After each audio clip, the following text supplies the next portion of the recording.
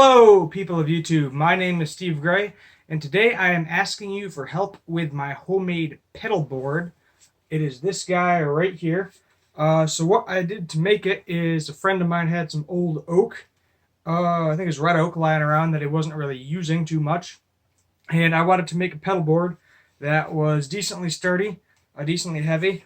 It's got some supports through here too. I'll explain why they're there in a moment. And then we got a couple of lines here so I can drag cords and stuff through it. I think it's about, I think it's like 12 by 16 or something like that. But don't quote me on that. So I'll show you this. What I have here, as you can see, is there's a hinge. And there's a reason I have the hinge there on both sides. What I used for is I just basically used a bunch of screws that were lying around. As I said, some scrap wood.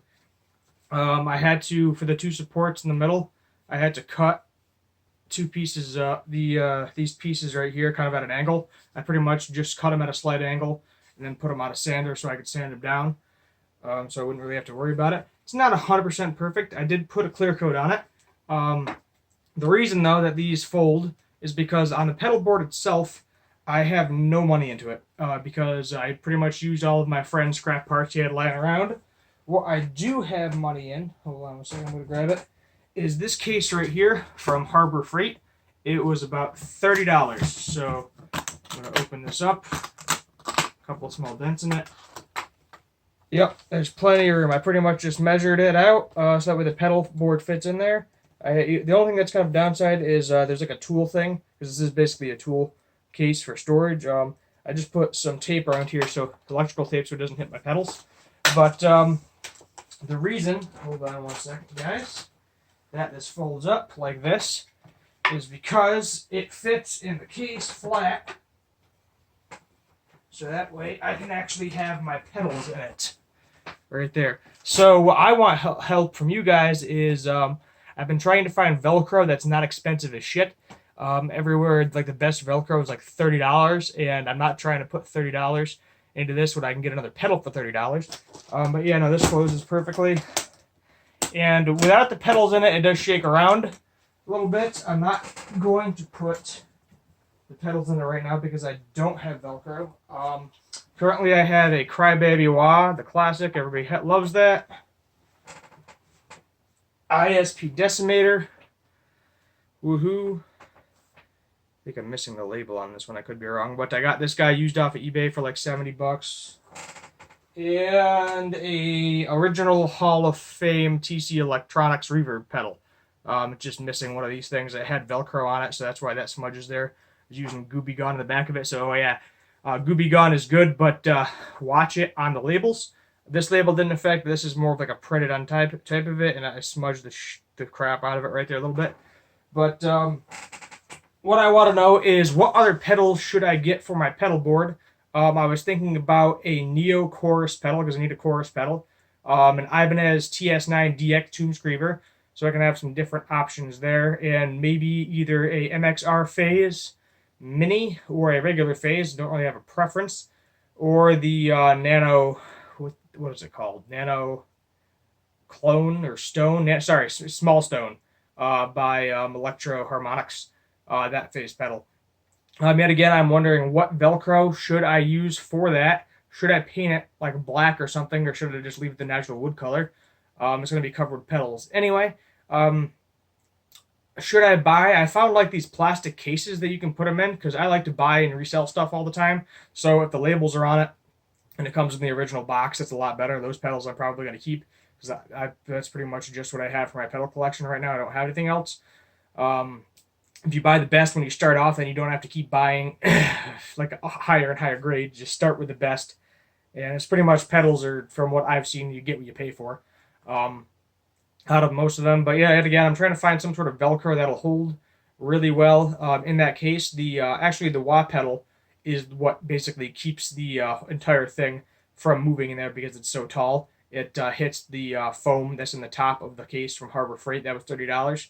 And it does. It keeps the entire thing from flopping, which I think is really good because you got a cheap case, did it with some scrap wood that was lying around. I used old door hinges for the actual hinges.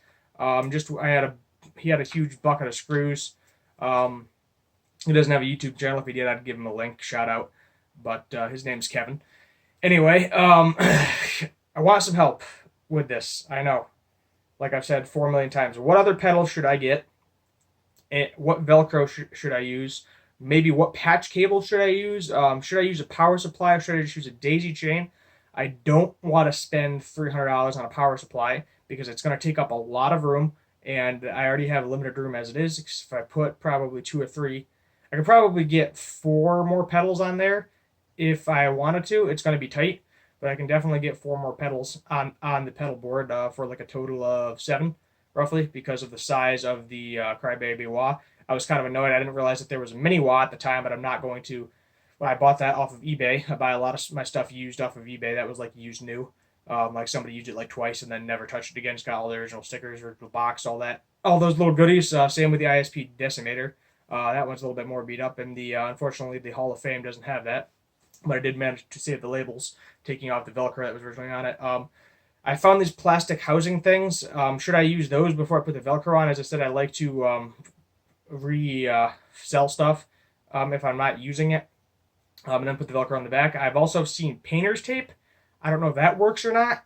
So let me know in the comments. Put painter's tape on it and then put the Velcro on it. And then when you're done, you just peel the painter's tape off, and then the label is perfectly fine on there. I don't know if that works or not. Let me know. If there's another option besides Velcro to put the pedals on, that would be great too. As I said, I saw those plastic cases, but the only ones that I could see the fit for are the Crybaby wah, Boss style, and MXR style pedals, which I don't know if the ISP is technically a Boss style. It kind of looks like it. I don't know if it's bigger or smaller than it. I don't own any Boss pedals. Maybe I should go find a cheap Boss pedal to buy and a cheap MXR pedal to see if that's about the size of the Hall of Fame. I am not particularly sure because I don't want to buy these because they're like $10 plastic casings a piece, and I don't want to buy them without them fitting. I can definitely do it for the wah pedal because I know for a fact that'll fit, but I don't know about the other two. If I can't remember the name of the site, but if any of you know what I'm talking about, please let me know if they work or not. I've seen like zip ties. I feel like that's not really effective, that they're going to move and slide around a lot. I've heard the good things about Hosa cable. Hosa. Well, I can't remember if I'm not pronouncing the name. I like the ones where they're like super flat, so that way you can put them together. I don't know how much noise they have. If I should use those or something else that has less noise, like maybe like Fender or Ernie Ball. So whatever you think the best patch cable is down below. Power supply, yes or no? And if there is a power supply, does it isolate the sound? Or can I just use like a daisy chain because I already have the ISP Decimator, so it's going to be cutting back on that feedback and noise anyway because I have like a noise gate.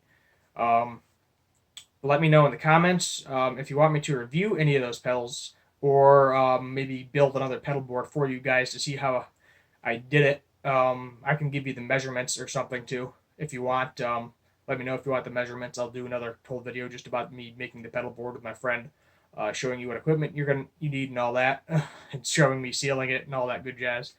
As I said, $30 freight case from Harbor Freight. You can pick them up online too.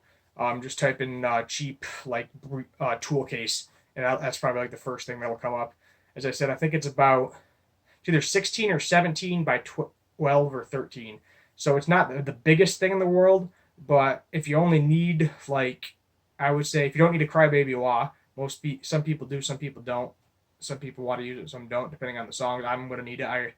The band I'm in, I'm going to need it for a couple of songs, so that's not going to be able to go anywhere.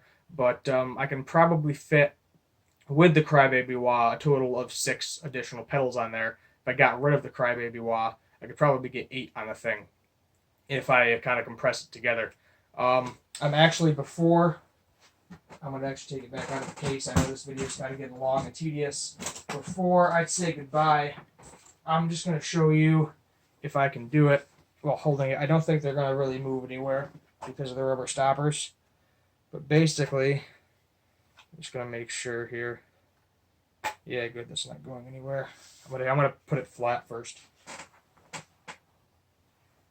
And then, I also don't know what order you should go in.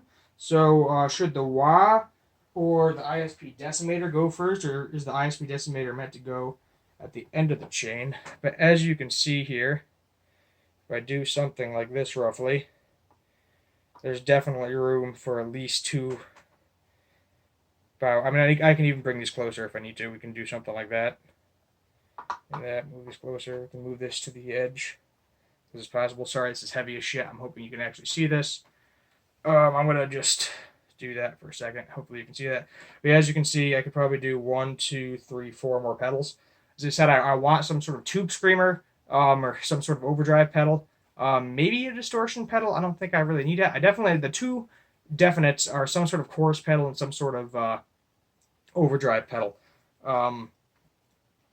I've heard good things about the Horizon's Precision Drive, but that has like one of these in it, and I don't like the smart gate on that thing.